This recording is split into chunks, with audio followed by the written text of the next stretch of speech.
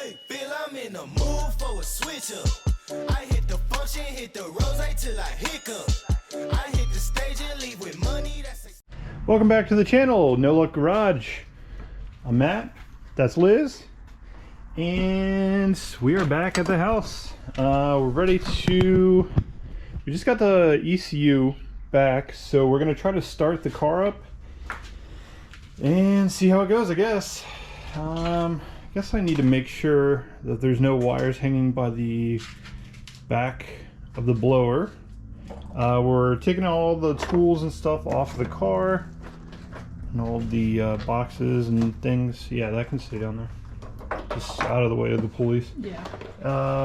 And then I guess we'll try to prime it first, make sure the fuel pump's doing its job, and then I guess we can try to start it, see how it goes.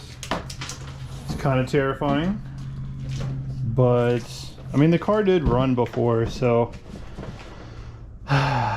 still we've done a lot to it. So. Yeah. All right, I'm gonna put the camera down for a little bit. We're gonna get it all ready to start it up, and then we'll film it trying to start.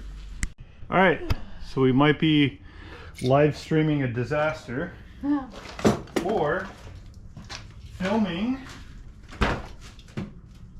an awesome time.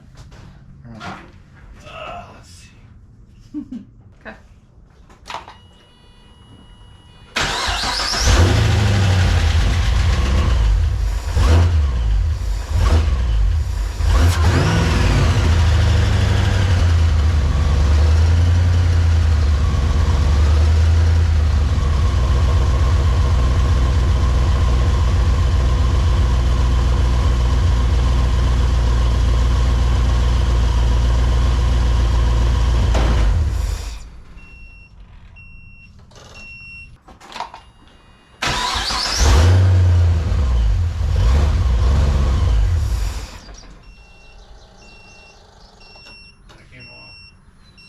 Did it?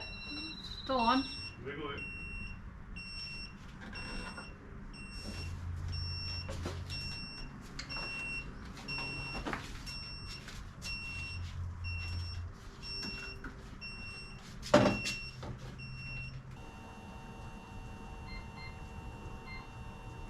Hey, the fuel thing's working now. Okay, that's progress. Alright, I'm gonna start it again. Okay, I'm gonna hold this away and see if it helps.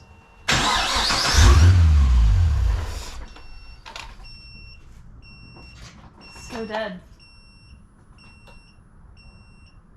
Wiggle it.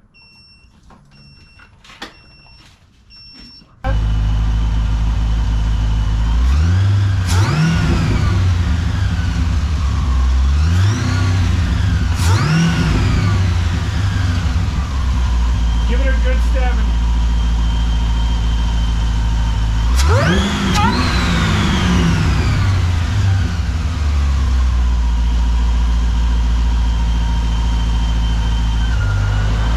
Hey, the fan's turned on.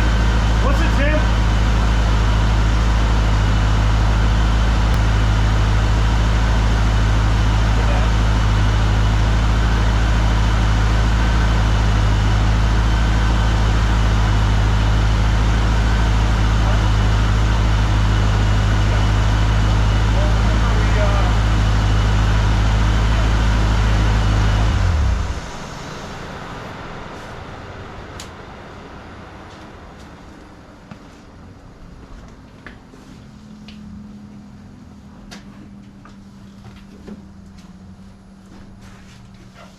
Does that mean almost time to take it off of the wheels? Yeah. Try driving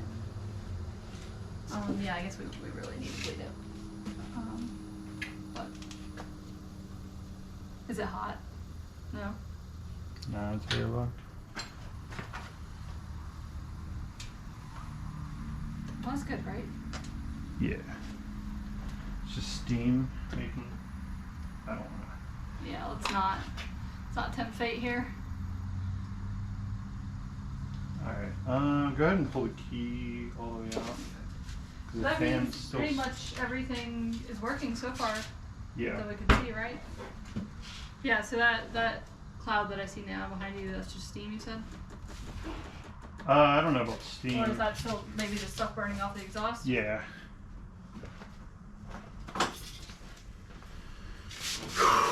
Well, it didn't blow up.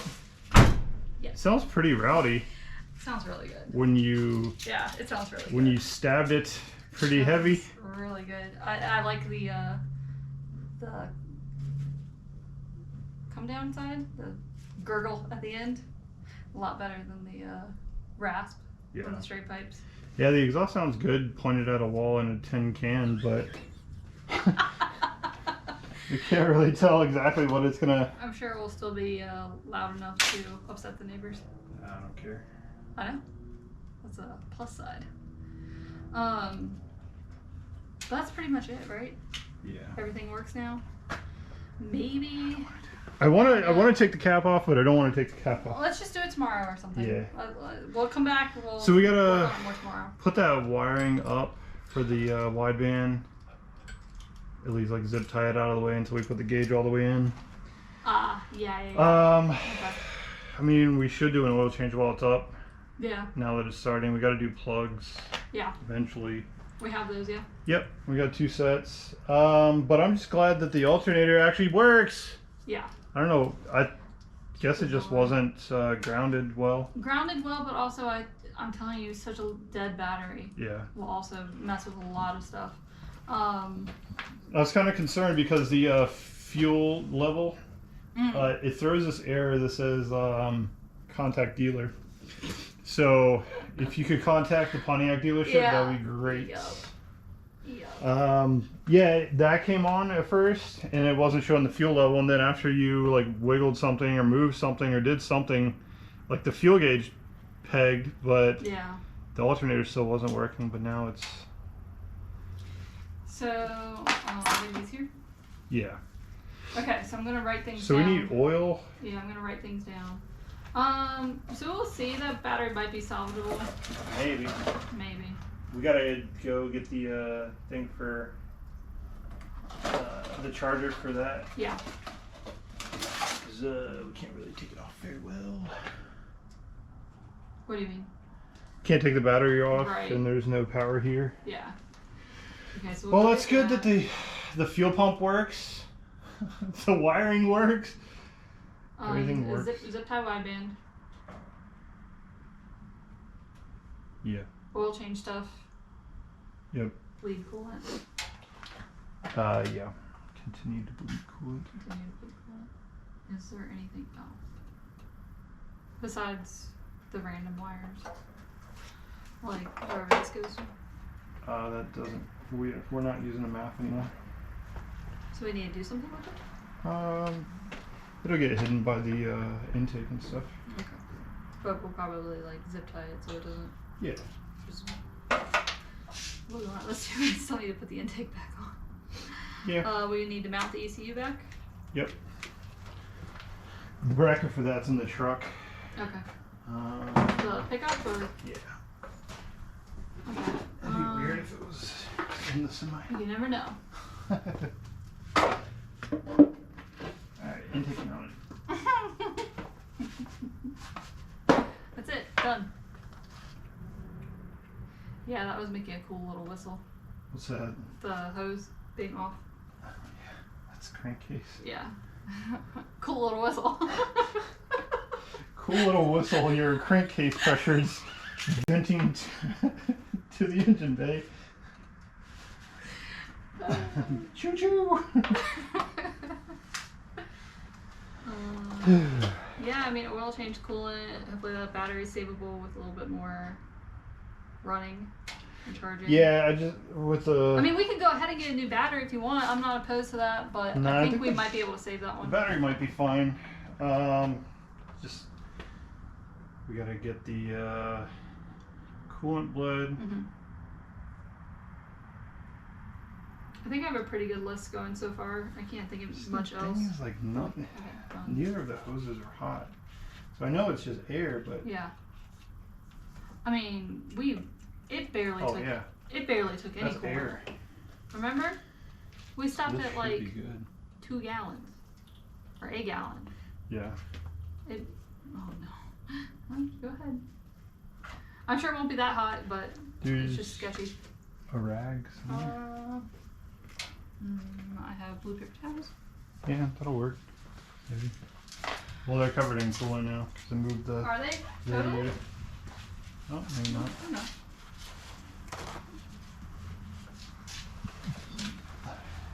Safety squints, guys. Safety squints. Hot radiator captures scare me. Oh, yeah, see.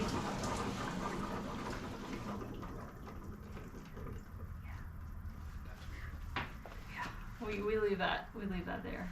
We do that tomorrow. How much came out? A little bit? Yeah, a little bit. Yeah, I had a friend that got hot coolant to the face one time doing that. So It's not hot, it's cold. but it still bubbled. It's pressurized. Yeah. Steam. Right. But it's cold. It's literally cold. Steam to the face. Yeah, I mean that guy wasn't the brightest. He definitely took a very hot car and immediately took the radiator cap off. Yeah, I mean, I definitely wouldn't do that, but like this one ran for like Yeah, I knew it couldn't actually be hot, but combined. So I know it's not hot, but I didn't expect it to be pressurized. Does that mean we got everything right? wouldn't go that far. No, I mean, I'm making sure we didn't do anything wrong. Steam port for the heads. That's probably why it's pressurized, but yeah, we'll let it chill. We'll do it in the morning. Leave that tomorrow. All right, first start. What'd you think? It's exciting. Yeah. It's exciting to get things actually working. Right. Well, I'm glad that the tune that was supposed to be 3 to 4 days, it took almost a month.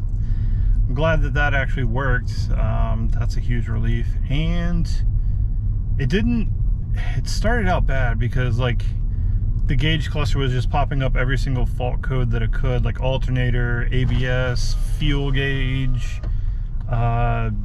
It said service soon, oil pressure, all the warnings. So it didn't start well. Kind of got me a little worried, but I think the battery was just way dead, and I don't think the ground was like pretty secure. So once we got that, everything seemed to work pretty well. Hasn't it been a while since we started the car? Yeah. For the battery to even get any charge? Yeah, so the last time we were messing with it was on the Holly where the alternator wasn't charging it. So it was purely on the jump pack. So the last time it ran under its own power was probably a year and a half ago. Yeah. So that, and we're not even sure how old that battery is. Yeah, it was definitely replaced under Brandon's ownership. Right, which now could have been what? Anywhere from 8 years to 2 years ago. Yeah, because we've had it for 2 years now. All right, well, we're gonna head to the house. We got to charge that jump pack up some more, because like the last time we started it up, the alternator did take over because I took the jump pack off. That's right. All the way. So the alternator was running, because the first few times, every time the jump pack would get like bumped just a tiny bit, it would shut off the whole car because the alternator wasn't working. So we got to charge the jump pack to get it started, and then we can let it idle. The temp started rising a lot. We did replace the radiator, and we didn't have a chance to actually like bleed the air out. So it definitely was like vapor locked, and the steam kind of gets into the heads, and it makes the coolant temp sensor like peg out like super hot because of the steam, because obviously steam will heat up a lot faster than the whole entire volume of the coolant. So I felt the hoses were cool to the touch, but when I tried to take the radiator cap off, it still was pressurized, but I'm pretty sure that was just the steam buildup. It was kind of going up to the top because the actual coolant was cold to the touch. It wasn't hot. And of course, it only ran like maybe 45 seconds combined, maybe a little bit more. So it definitely wasn't hot enough to like boil the coolant and like overheat the engine, but the coolant temp was reading, it was like climbing up real fast. But like I said, that was most likely just steam hitting the sensor, because when you have a big air pocket, little bits of the water kind of turn to steam, and that'll hit the coolant temp sensor and spike it. So it'll show that it's like overheating, but everything's still cold to the touch. So pretty sure that's what happened. I was a little surprised that the radiator was pressurized, but it makes sense if it was all steam, because there was when I heard it going back down after I like cracked the cap, there was a lot of air in there. So we need to take care of that, which that's easy. We have the coolant. It had to be running, and the thermostat has to open up to kind of like circulate all of the coolant. But other than that, we've got to do an oil change. Yeah, I was pretty surprised when we were putting coolant in how little just the radiator would take. So it definitely has a lot of air still left in the system. Yeah, and if I had to bet, I would say we probably still have to bleed the clutch line a little bit more. I'm gonna go out on a limb and say it's probably still has some air in the system, but we won't know that until we put it on the ground and try to put it in gear.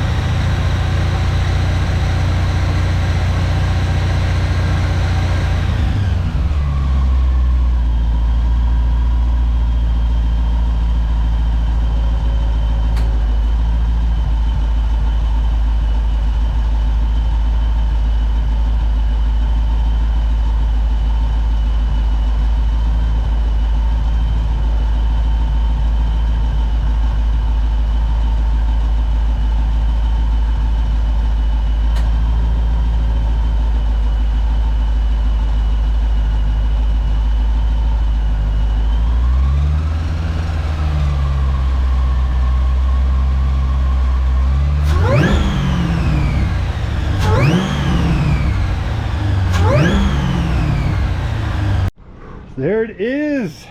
It's back together. We put the hood on. The hood has not been on in like a year and a half at least. It's been sitting on top of the roof, but we got everything put back together, put the beauty cover back on.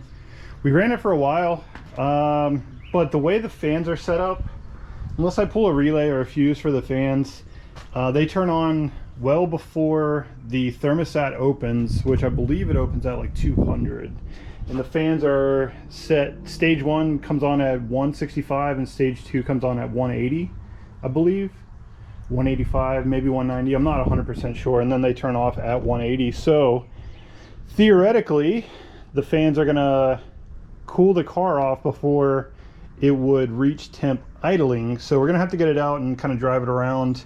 I really want to like clean up a lot of the dust and stuff that's been sitting, but we need to replace the spark plugs for sure. I heard a little bit of like idle pop from, like, these are a stage colder plug made for like force induction. The stock ones aren't really made for force induction, but the exhaust sounded really good. Even in a 10 can, it sounded really good. I walked back there to kind of listen to it while it was running, but it made the storage unit so hot. I am so glad we put the cats back on too. We would be choking to death if we left it catless. And if the EPA is listening, it's always had cats on it. What are you talking about? But ooh, a little dust everywhere. Some pollen, some dust. Oh, that was from the, yeah, we had to take the I don't know what it's called, fire cover or whatever. It's the thing that's the hood liner. Retardant. The hood liner, we took that off because it was kind of like sitting really close to the pulleys, and I'm sure under hard acceleration until we replace the motor mounts, it would probably touch it, and that's not good. So we also had an issue where the hood was sticking up. We thought it was the hood strut over here. So we took that off. Then we thought it was the strut bar because we actually added some washers to give it a little bit more gap under the supercharger. It had plenty, but it just didn't quite like it the way it was. I'm pretty sure the battery is completely shot. We've tried it. I don't know if there's any saving that. What did I say the marking said? 18? Oh yeah. So it's like 4 years old, and it stayed dead for the last year. So that's gonna suck because we got to take the. This right here is a fluid tank for the heat exchanger. So I said in one of the other videos that this is a water to air intercooler heat exchanger, whatever you want to call it. I know some people are very particular.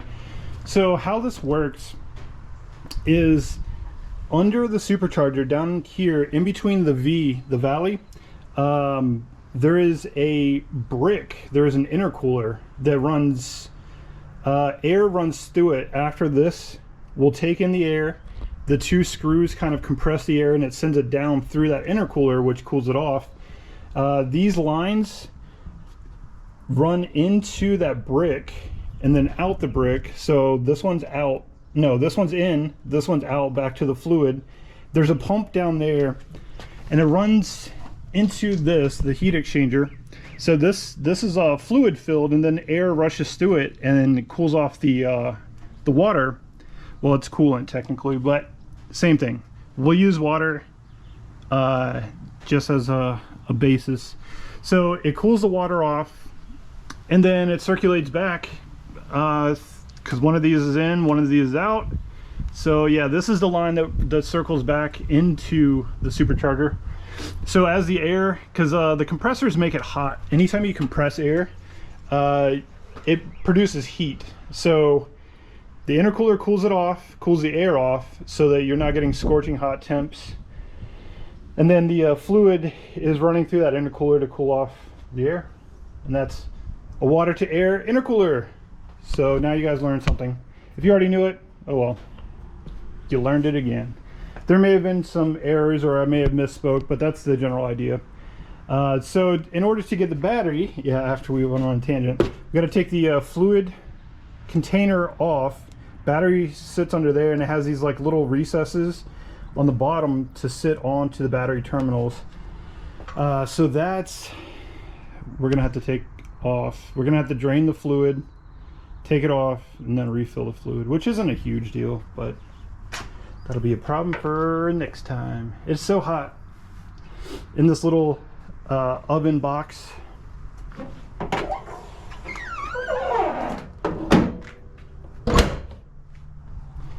There it is. It's looking like a car again.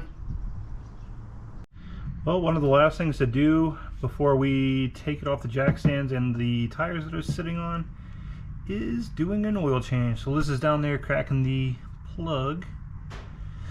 And we have oil filter. The best oil that O'Reilly's had that we would run is going to be Royal Purple. Not the best, not the worst, but it is a little higher temp rated. And I feel that we probably need a little bit higher temp than just your conventional synthetic oil, being that it's going to be supercharged now. A little more heat, a little more strain on the oil, so we're going to get that changed, and then need to tighten up some fittings, and I think the car can come off the jack stands then. Alright, it's time for oil. So we don't have a funnel, so we took a jug of water. I'm going to hold it. Oh, look at that purple oil.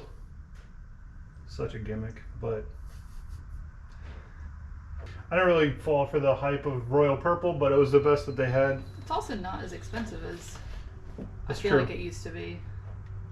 It was only like, what, $10 more, $8 more than the maybe Mobile One stuff. So. Yeah, I guess when all the oil has gotten very expensive, it doesn't matter. Well, $8 or $10 for the 5-quart jug too. Maybe $1 or $2 more per quart. So, not that bad.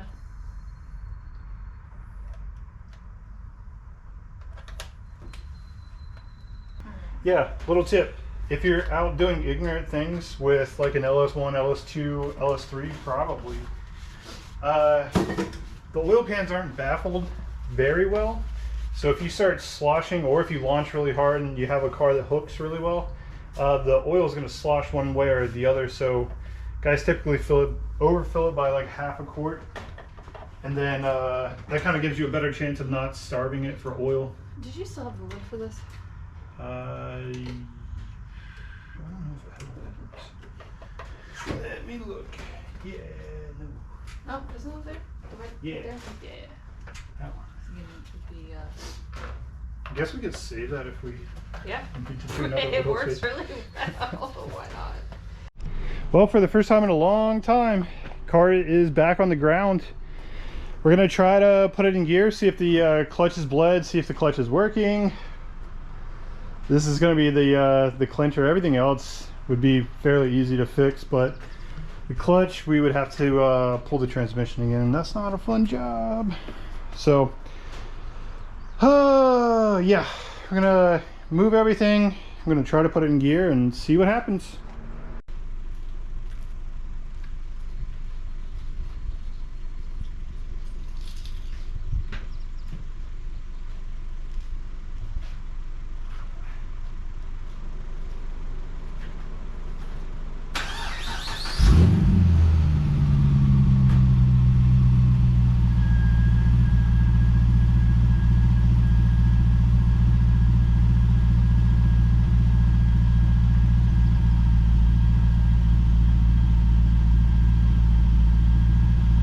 So first try, no go.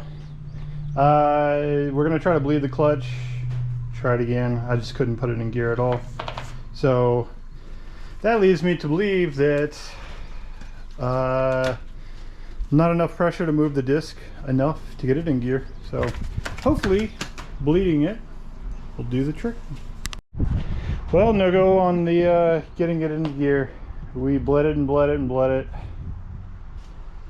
I think it's safe to say that it might not be air in the line. But I'm going to call Monster Clutches and see what their ideas are, and we'll kind of go from there. We're going to take a break. It's so hot right now. Well, I think we're going to end this video here. We unfortunately could not get the GTO rolling. It is back on the ground. It's like everything else is done. We ordered a speed bleeder on Amazon, but we're heading down to a wedding tomorrow, so we won't be able to work on it for a couple days, but when we get back we should be able to solve the problem. I'm still pretty confident that it's air. I consulted with a bunch of my friends that do automotive work, and they all agree that, you know, aside from any mechanical defect of the clutch, it definitely sounds like air in the line. So we're gonna go with that. We're actually at a hotel that's down the street from Liz's parents' house because her brother came down with all their kids, and the house was pretty packed, so we got this really nice hotel. This is actually at one time like a prison slash mental ward. I don't think the area that we're on is was the mental ward side, but the door for the bedroom still has the slide for the I guess inmates, where you can kind of like look in the room. So that's pretty cool. But it is a really modern. It's a really old building outside, and it's really modern inside. It's a fantastic place. Not too expensive, but let's see. Yeah, nice modern bathroom, you know, all nice desk. And that's the hallway, and there is the door. So you can see the well, they put a panel over the sliding part. But so thank you guys for watching, and we will catch you on the next one.